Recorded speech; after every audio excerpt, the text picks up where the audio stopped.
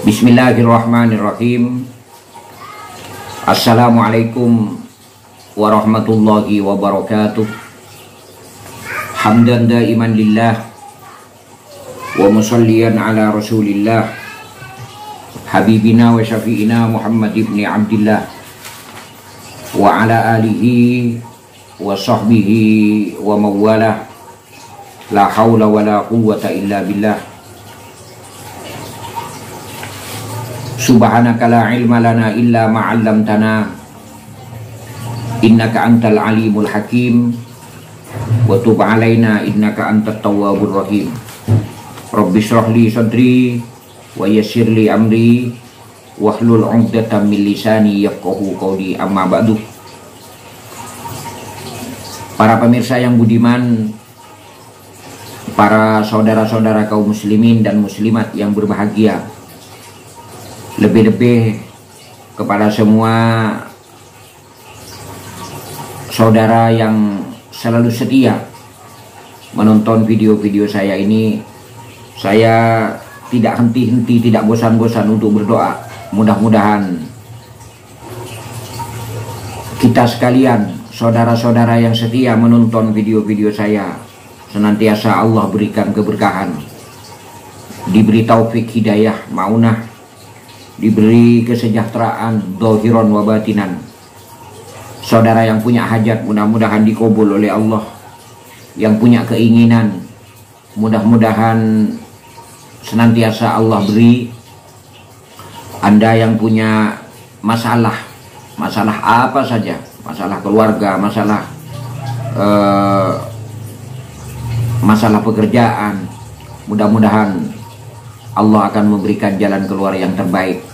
Barangkali ada saudara atau keluarga dari saudara yang sakit, mudah-mudahan segera Allah sembuhkan. Mudah-mudahan kita semua dijadikan oleh Allah Subhanahu wa Ta'ala hamba yang selalu mendapatkan taufik hidayah serta maunah dimanapun kita semua ini berada. Amin ya rabbal alamin. Selamat berjumpa kembali dengan channel saya Al-Fakir Muhammad Idris. Pada kesempatan yang sangat baik ini saya akan berbicara sedikit tentang apa saja perilaku suami yang jelek terhadap istri sehingga rezekinya itu agak seret gitu. Kita tahu kalau kita ini merupakan seorang suami adalah kepala rumah tangga. Ya, suami merupakan seseorang yang harus tanggung jawab untuk memenuhi semua kebutuhan-kebutuhan istri, kebutuhan-kebutuhan anak. Itu adalah merupakan kewajiban dari suami. Dalam ayat suci Al-Quranul Karim telah banyak Allah Subhanahu wa Ta'ala berfirman seperti ar-rijalu qawwamuna 'alan nisa. Itu merupakan salah satu firman Allah yang menerangkan bahwa seorang suami itu mempunyai tanggung jawab yang besar terhadap istri-istrinya, terhadap anak-anaknya, dalam tanda kutip terhadap keluarga-keluarganya. Namun banyak suami-suami yang malah menyimpang ya dari aturan-aturan yang telah ditentukan oleh Allah. Banyak suami yang mempunyai perangai jelek, mempunyai perilaku-perilaku jelek yang mana dia tidak pernah sadar bahwa karena disebabkan dia itu melakukan perbuatan-perbuatan yang jelek ya, yang tidak pantas dilakukan oleh seorang suami, dia tidak pernah sadar bahwa perbuatan-perbuatan jelek, perangai-perangai jelek seorang suami itu akan berimbas kepada rezeki, kepada kebahagiaan yang akan dia dapatkan. Kadang banyak suami tidak sadar, mencari rezeki itu sulit, kalau dapat malah hilangnya itu cepat ya. Mencari rezeki itu sudah sulitnya minta ampun, begitu dia dapat tidak banyak sedikit itu pun hilangnya cepat. Tidak berkah namanya itu, tidak berkah. Itu banyak suami yang tidak sadar. bahwa ketidakberkahan itu akibat perilaku dia sendiri, karena dia mempunyai perangai yang tidak baik, mempunyai sifat tindak tanduk yang tidak baik sebagai seorang suami, terutama kepada istri. Kalau saya telaah di sini mungkin ada 7 ya, dari sifat jelek seorang suami terhadap istri. Sifat jelek seorang suami dalam sebuah keluarga itu, kalau saya telaah di sini mungkin ada 7. Ya mungkin lebih dari 7. Mungkin lebih banyak dari 7. Tapi secara garis besar di sini saya bisa telaah mungkin ada 7. Yang pertama, salah satu perangai atau karakter dari suami yang tidak baik itu adalah suami yang tidak pernah ibadah. Itu pertama. Suami yang tidak pernah ibadah kepada Allah, yang lupa kepada Allah, padahal dia itu tidak pernah sadar bahwa tujuan utama diciptakan manusia oleh Allah Subhanahu wa Ta'ala itu tujuan pertamanya adalah untuk beribadah kepada Allah. Ya selebihnya ya untuk bekerja, untuk berdagang, untuk bertani, untuk bercocok tanam, selebihnya seperti itu. Artinya selebihnya itu untuk melakukan kegiatan-kegiatan yang sifatnya dunia. Tapi sekalipun perbuatan atau pekerjaan yang sifatnya dunia, kalau diniati karena Allah, itu juga akan mendapat pahala. Suami yang tidak pernah beribadah kepada Allah, dia itu tidak pernah sadar bahwa wa ma khalaqtul jinna wal insa illa liya'budun. Allah itu berfirman dalam Al-Quran, dan tidaklah saya ciptakan manusia dan jin illa liya'budun, kecuali mereka itu harus menyembah kepadaku.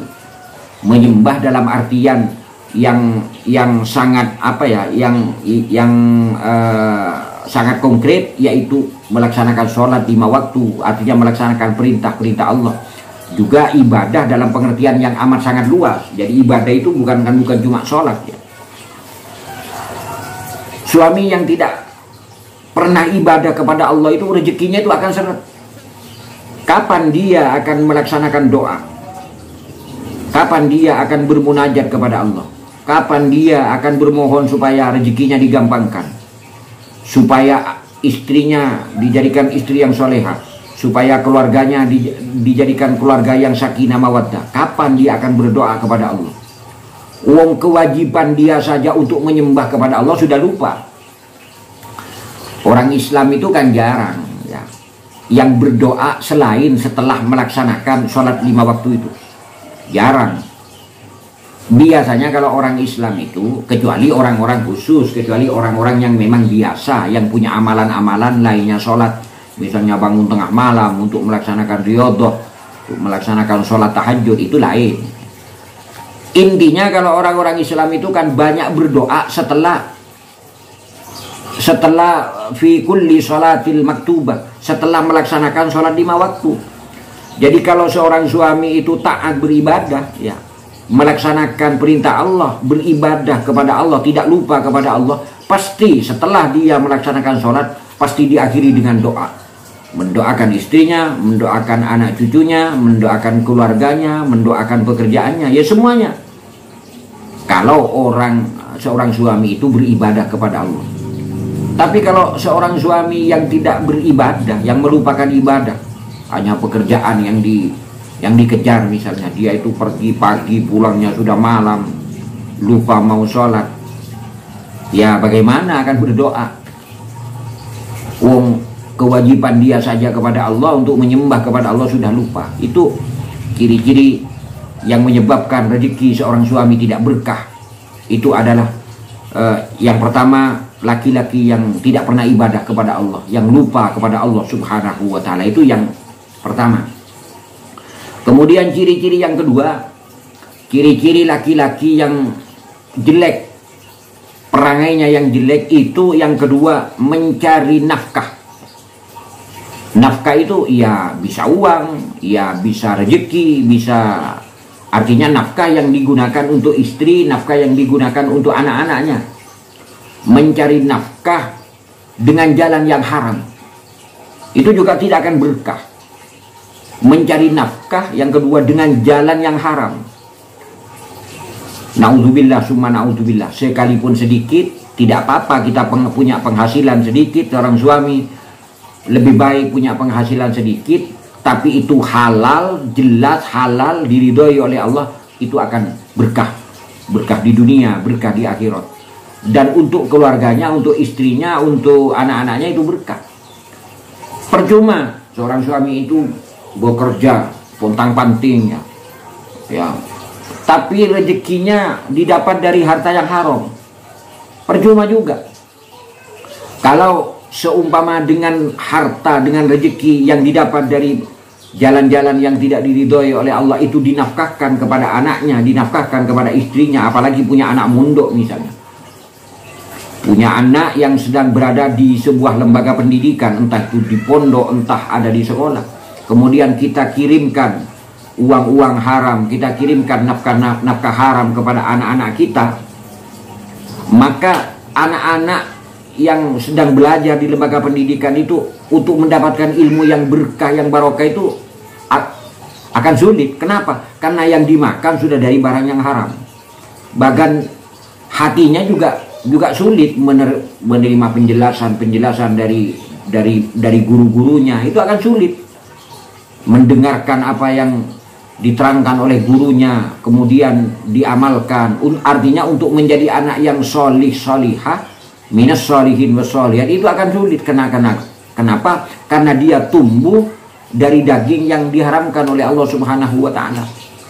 Otomatis kalau orang tua sudah mengirim anaknya yang ada di pondok, yang ada di lembaga pendidikan dengan hal-hal yang haram, dengan kiriman yang haram, dengan harta benda yang haram, didapat dengan cara yang haram, itu akan jadi daging itu.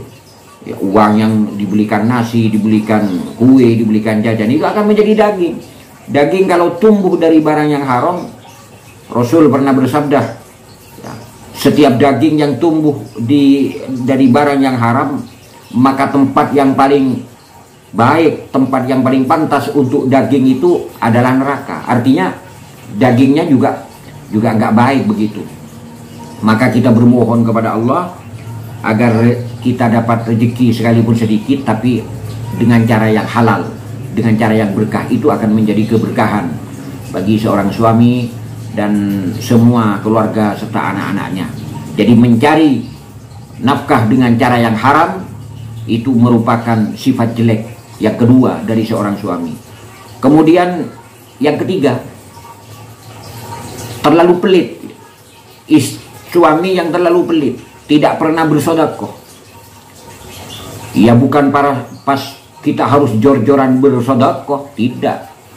Artinya dapat penghasilan misalnya 100.000, kemudian yang 90.000 disedekahkan, yang 10.000 dikasihkan sama istri dan anaknya, itu juga salah.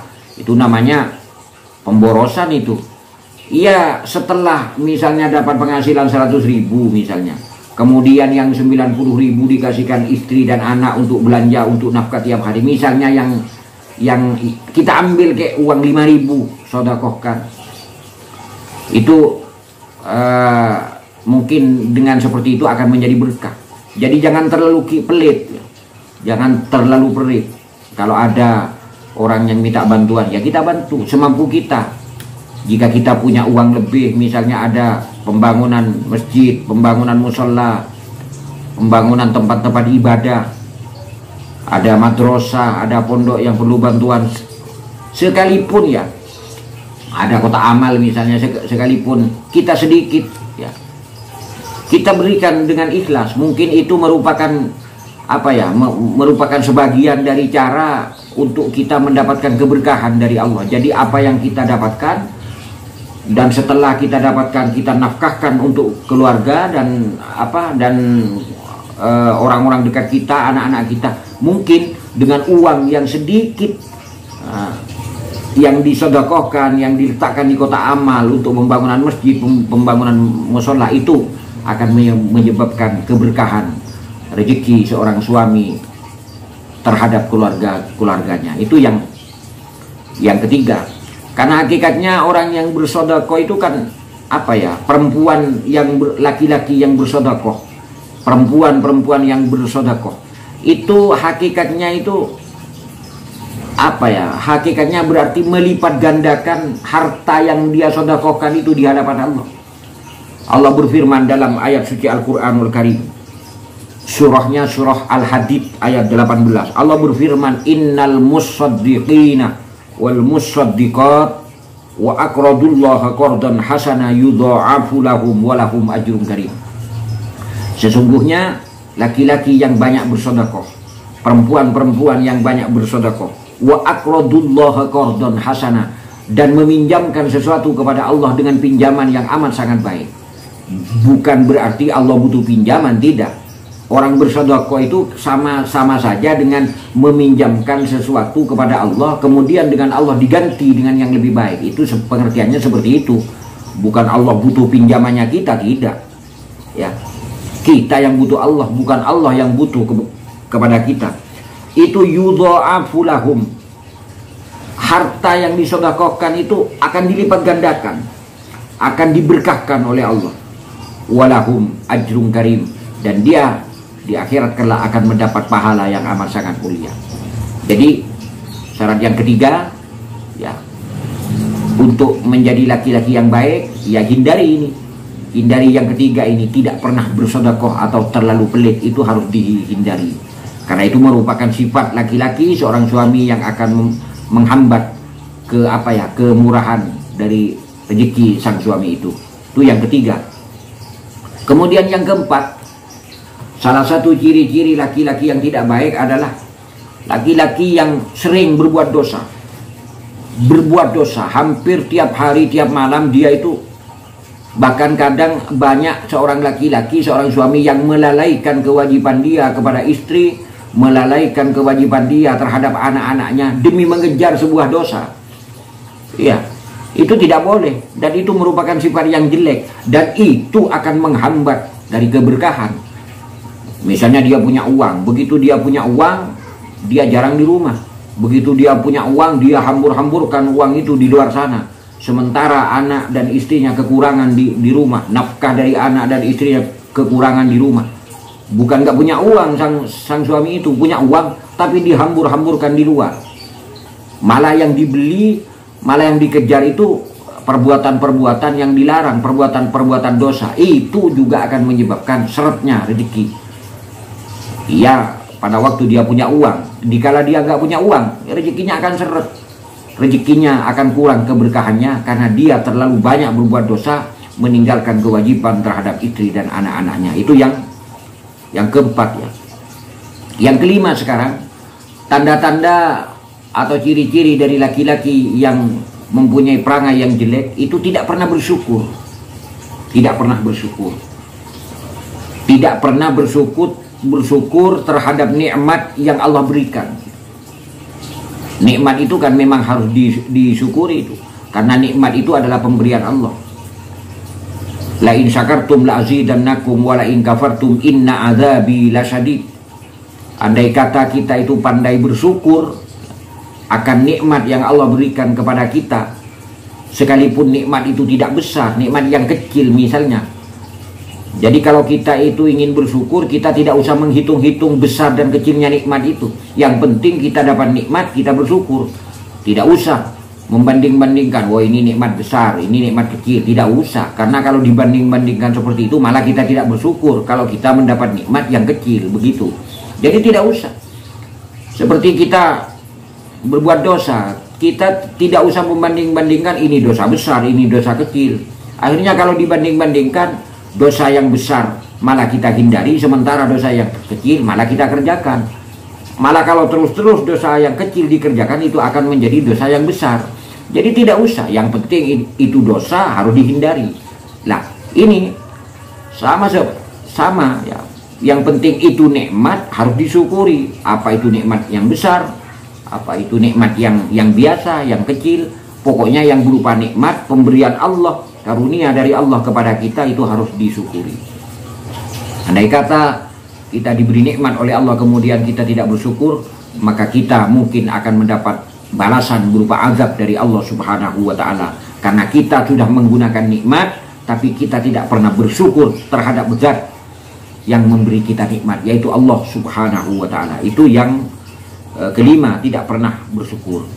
Yang keenam, ciri-ciri laki-laki yang mempunyai perangai tidak baik. Yang keenam itu adalah yang laki-laki yang malas untuk bekerja.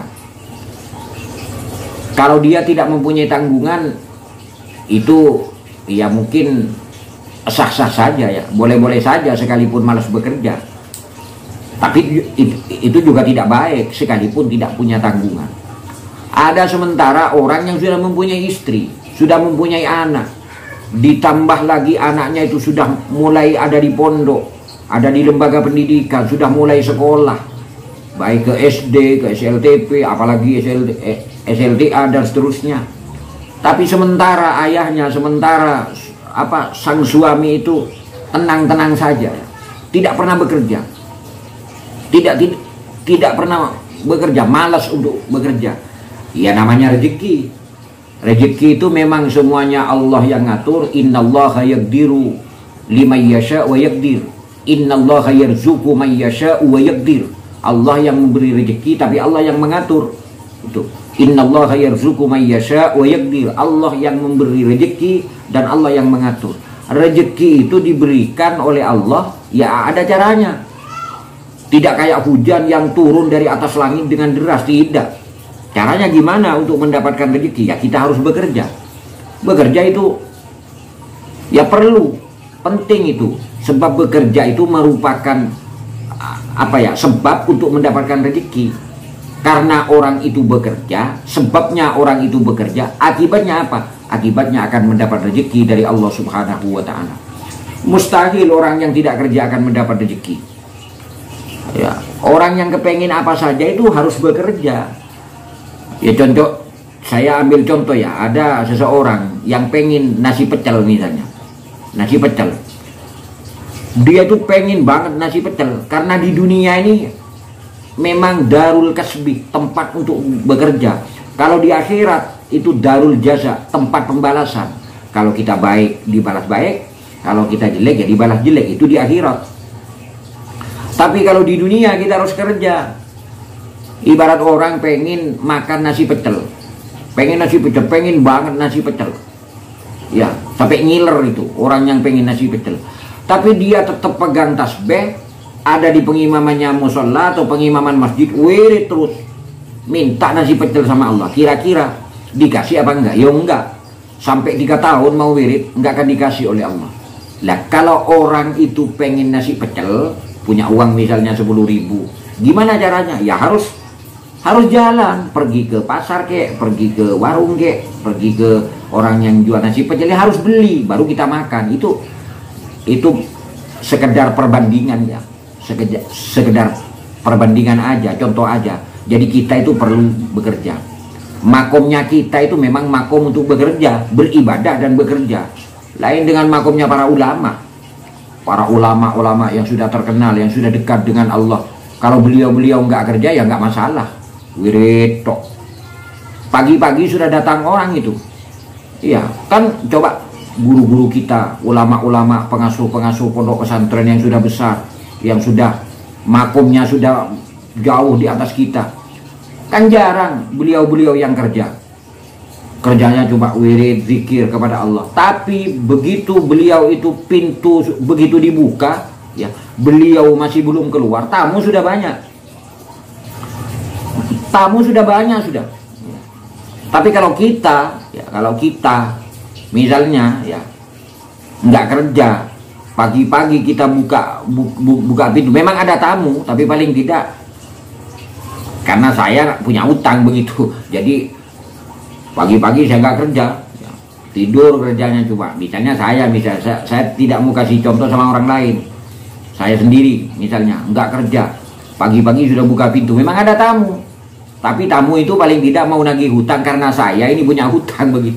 Jadi bukan ulama. Kalau ulama itu meskipun beliaunya masih istirahat, tamunya sudah banyak gitu.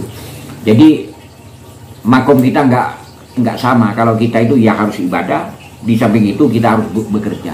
Jadi laki-laki yang malas untuk bekerja itu juga merupakan suami yang mempunyai perangai yang tidak baik. Itu yang keenam. Yang ketujuh, ini mungkin yang sering terjadi. Salah satu ciri-ciri dari laki-laki yang berperangai tidak baik, ya, mempunyai akhlak, mempunyai kebiasaan yang tidak baik, adalah laki-laki yang sering menyakiti istrinya. Itu sering menyakiti istri, padahal mengayomi istri, sayang kepada istri, memberi nafkah kepada istri, itu merupakan kewajiban suami. Dalam sebuah hadis dalam kitab Riyadhus Shalihin itu jelas di sana ada seorang sahabat yang telah melaksanakan pernikahan. Kemudian sahabat itu meminta petunjuk kepada Rasulullah Muhammad SAW. Sahabat itu bilang kepada Rasul, "Ya Rasul, saya sudah punya istri, saya sudah menikah, saya punya istri." Intinya maknanya begini yang ada di kitab Riyadhus Shalihin. Apa kewajiban saya terhadap istri-istri saya? Ya, apa hak-hak istri saya terhadap saya? Kalau dibalik, apa kewajiban saya terhadap istri-istri saya? Ma haqqu zaujati ahadina alaih. Apa kewajiban-kewajiban saya terhadap istri-istri saya? Atau kalau dibalik, apa hak-hak istri saya kepada saya? Rasul Muhammad SAW itu bersabda, memberi petunjuk. Yang pertama, antak suaha idzat tasaita. Kamu itu harus antud'imaha, itu yang pertama, antud'imaha idza ta'imta. Kamu harus memberi makan kepada istri kamu. Nafkah dohir. Antud'imaha idza ta'imta. Yang kedua, wa antak suaha idzat tasaita. Kamu harus memberikan pakaian. Jadi makan, nafkah, itu memberi nafkah dohir, makan. Wa antak suaha idzat tasaita, harus memberikan pakaian, ya, memberikan pakaian, artinya sandang, ya, pangan, itu memberikan pakaian. Kemudian hak istri atau kewajiban suami itu, wala tadribil wajha wala tadrib al wajh. Tidak boleh seorang suami ini memukul istrinya, apalagi sampai ke wajah. Itu tidak boleh, itu haram hukumnya. Wala tadribil wajha, tidak boleh kamu itu memukul wajah istri kamu. Itu apalagi sampai menyakiti, ya, menyakiti perasaan, menyakiti dohirnya. Ini menyakiti kan ada dua.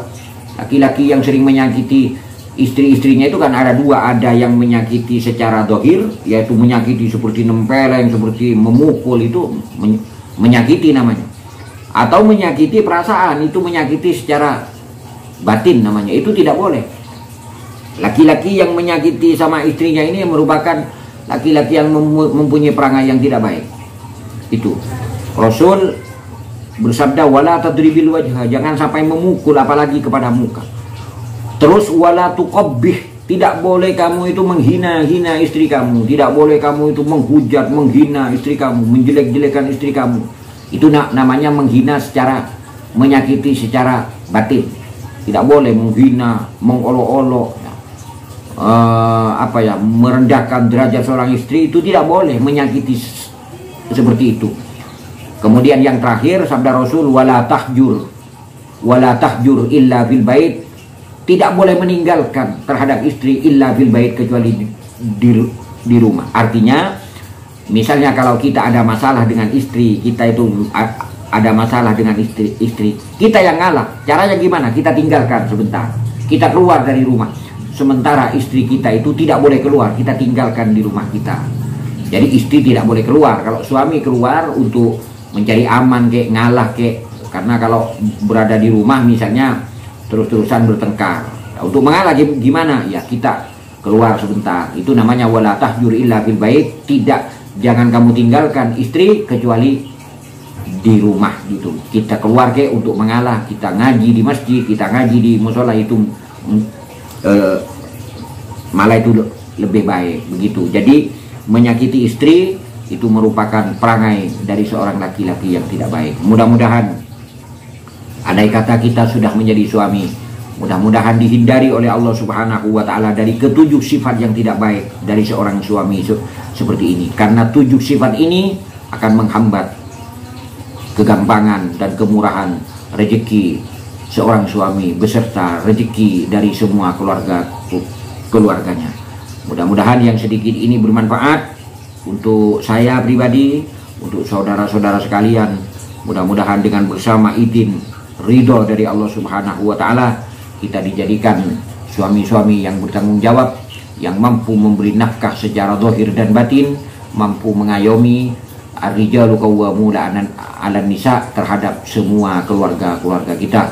Demikian yang bisa saya sampaikan. Subhanakallahumma wa bihamdika asyhadu an la ilaha illa anta astaghfiruka wa atubu ilaik. Billahi taufiq wal hidayah. Wassalamualaikum warahmatullahi wabarakatuh.